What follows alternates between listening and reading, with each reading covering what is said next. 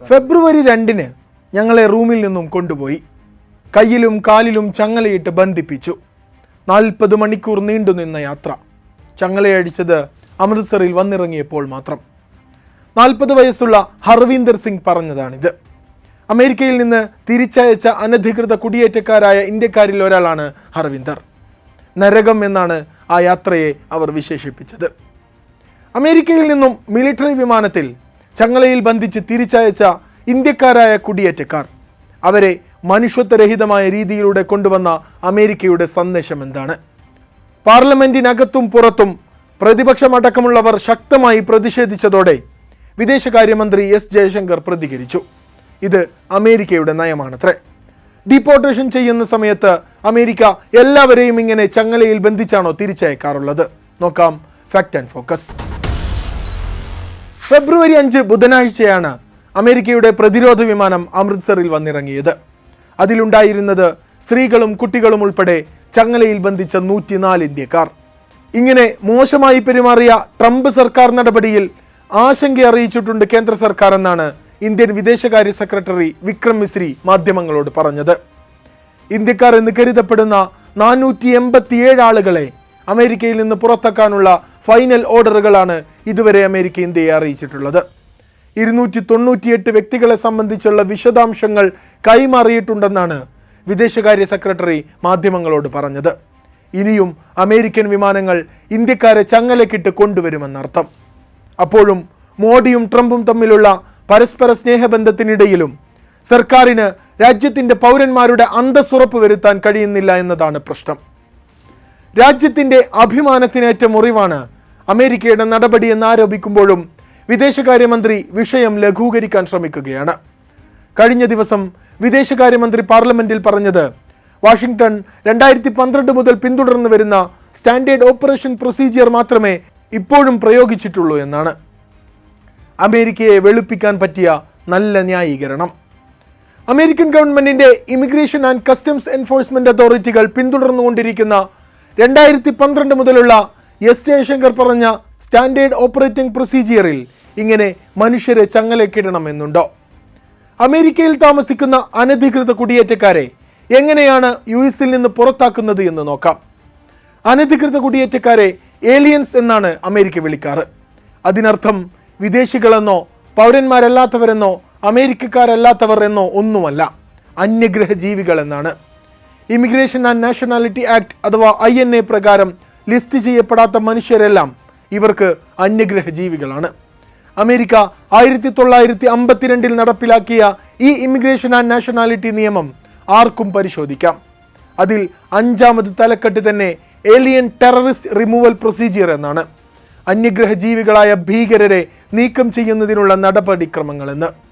ഈ ടൈറ്റിലിന് താഴെ അനധികൃത കുടിയേറ്റക്കാരെ കസ്റ്റഡിയിലെടുക്കുകയും മോചിപ്പിക്കുകയും ചെയ്യുന്ന നിയമ നടപടികളെ വിശദമായി രേഖപ്പെടുത്തിയിട്ടുണ്ട്. ആദ്യം ഒരു വിചാരണയുണ്ടാകും. കോടതിയിലെ ജഡ്ജ് ഇവരെ രാജ്യത്ത് നിന്നും നീക്കം ചെയ്യണോ വേണ്ടയോ എന്ന് വിധിക്കും.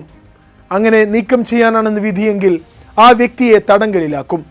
ഒരു ജുഡീഷ്യൽ റിവ്യൂ കൂടി നടത്തിയ ശേഷം ആ വ്യക്തിയെ കസ്റ്റഡിയിൽ വെക്കും. അതിനുശേഷമാണ് അനധികൃത കുടിയേറ്റക്കാരെ അവരുടെ സ്വദേശമായ രാജ്യത്തേക്ക് തന്നെ മടക്കി അയക്കുന്നതിനുള്ള നടപടികൾ ആരംഭിക്കുന്നത്. മടക്കി അയക്കും മുമ്പ് അവരുടെ ചിത്രങ്ങളും ഫിംഗർ പ്രിന്റുകളും സൂക്ഷിച്ചു വെക്കും. ഈ സമയത്ത് അവർക്ക് വേണമെങ്കിൽ കുടുംബവുമായോ അച്ചോണിയുമായോ കൂടിക്കാഴ്ച നടത്താനും കമ്മ്യൂണിക്കേഷൻ നടത്താനുമെല്ലാം അവസരമുണ്ട്.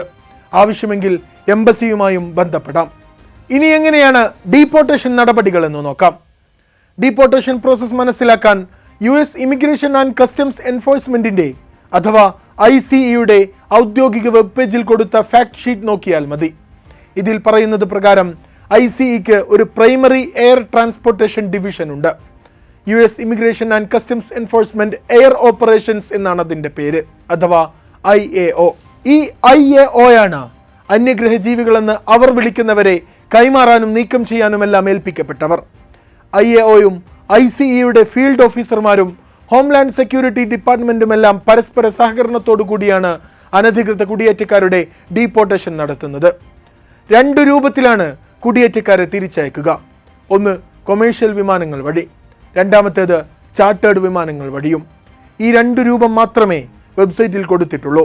പ്രത്യേക വിമാനങ്ങൾ ആവശ്യങ്ങൾക്കനുസരിച്ച് ചാർട്ട് ചെയ്യുന്നതിൻ്റെ കാര്യവും വിശദമായി പറയുന്നുണ്ട്. പിന്നെന്തിനാണ് ഇന്ത്യയിലേക്ക് ഭീമൻ സൈനിക വിമാനം അയച്ചത്? കൃത്യമായി പറഞ്ഞാൽ അമേരിക്കൻ എയർഫോഴ്സിൻ്റെ C-17 ഗ്ലോബ് മാസ്റ്റർ എയർക്രാഫ്റ്റ് തന്നെ ഇന്ത്യയിലേക്ക് അയച്ചത് എന്തിനു വേണ്ടിയായിരുന്നു? ഒരു ചാർട്ടേഡ് യാത്രാ വിമാനം മാത്രം മതിയായിരുന്നില്ലേ? കുടിയേറ്റക്കാരായ ഓരോരുത്തർക്കും $4,675 വീതം മുടക്കി ചെലവേറിയ ഈ ഗ്ലോബ് മാസ്റ്റർ തന്നെ അയച്ചത് അമേരിക്കയുടെ കൃത്യമായ സന്ദേശമാണ്. എന്തിനാണ് ഇന്ത്യക്കാരെ ചങ്ങലയിൽ ബന്ധിപ്പിച്ചത് എന്നതാണ് ഉയർത്തിക്കൊണ്ടേയിരിക്കേണ്ട മറ്റൊരു പ്രധാന ചോദ്യം. അത് ICEയുടെ സ്റ്റാൻഡേർഡ് ഓപ്പറേറ്റിംഗ് പ്രൊസീജിയർ ആണെന്ന് പറഞ്ഞ് തള്ളിയാൽ വിദേശകാര്യമന്ത്രിയുടെ ഉത്തരവാദിത്തം തീരുമോ? 2012 മുതൽ നടപ്പിലാക്കുന്ന നടപടികളിൽ അമേരിക്ക ഒരു മാറ്റവും വരുത്തിയിട്ടില്ലെന്ന് ഐ റിപ്പീറ്റ് എന്ന് ആവർത്തിച്ചു പറഞ്ഞാലും സർക്കാരിന് കൈ കഴുകാനാകുമോ? US ബോർഡർ പെട്രോൾ ചീഫായ മൈക്കൽ W. ബാങ്ക്സ് തൻ്റെ എക്സ് പ്രൊഫൈലിൽ പങ്കുവെച്ച വീഡിയോ ഇന്ത്യക്കാർ മുഴുവൻ കണ്ടതാണ്. കൈയും കാലും ചങ്ങലകളിൽ ബന്ധിച്ച് അടിമകളെപ്പോലെ തങ്ങളുടെ രാജ്യത്തിൻ്റെ പൗരന്മാരെ അന്യഗ്രഹ ജീവികൾ എന്ന് വിളിച്ച് ആട്ടിത്തളിക്കുന്ന രംഗം. ഇത് കണ്ട് ന്യായീകരിച്ച് മെഴുകാൻ മാത്രം വിദേശകാര്യ മന്ത്രാലയം അമേരിക്കയെ പേടിച്ചിരിക്കുകയാണോ? ഇന്ത്യക്ക് മുമ്പ് കൊളംബിയയിലേക്കും ഇതുപോലെ അമേരിക്ക അനധികൃത കുടിയേറ്റക്കാരെ തിരിച്ചയച്ചിട്ടുണ്ട്. പക്ഷേ കൊളംബിയൻ പ്രസിഡന്റ് ഗുസ്താവോ പെട്രോ ആ വിമാനത്തെ തങ്ങളുടെ നാട്ടിലേക്ക് ഇറങ്ങാൻ സമ്മതിച്ചില്ല. പെട്രോയുടെ വാക്കുകൾ ഇന്ത്യൻ ഗവൺമെൻറ് കൂടി ഓർത്തിരിക്കുന്നത് നന്നാവും. കുടിയേറ്റക്കാരൻ കുറ്റവാളിയല്ല. അവരോട് ഏതു മനുഷ്യനും അർഹിക്കുന്ന അന്തസ്സോടെ പെരുമാറണം. ആ വ്യക്തികളും ഞങ്ങളുടെ രാഷ്ട്രവും അർഹിക്കുന്ന അന്തസ്സോടെയും ആദരവോടെയും തിരിച്ചയക്കണം. ഇത്രയെങ്കിലും പറയാൻ നമുക്കാവണമായിരുന്നു. അടുത്തയാഴ്ച നരേന്ദ്രമോദി തൻ്റെ മൈ ഫ്രണ്ട് ട്രംപിനെ കാണാൻ പോവുകയാണ്. ഈ യാത്ര വിശദീകരിക്കാനാണ് വിദേശകാര്യ സെക്രട്ടറി വിക്രം മിസ്രി മാധ്യമങ്ങൾക്ക് മുന്നിലെത്തിയത്. പുതിയ പ്രസിഡന്റായി ഡൊണാൾഡ് ട്രംപ് അധികാരത്തിലെത്തിയ ശേഷം ആദ്യമായി തൻ്റെ ചങ്ങാതിയെ കാണാൻ പോകുന്ന മോഡിക്ക് പക്ഷേ തൻ്റെ ജനതയോട് തൻ്റെ ചങ്ങാതി കാണിച്ച ക്രൂരതയെക്കുറിച്ച് മിണ്ടാൻ ധൈര്യമുണ്ടാകില്ല.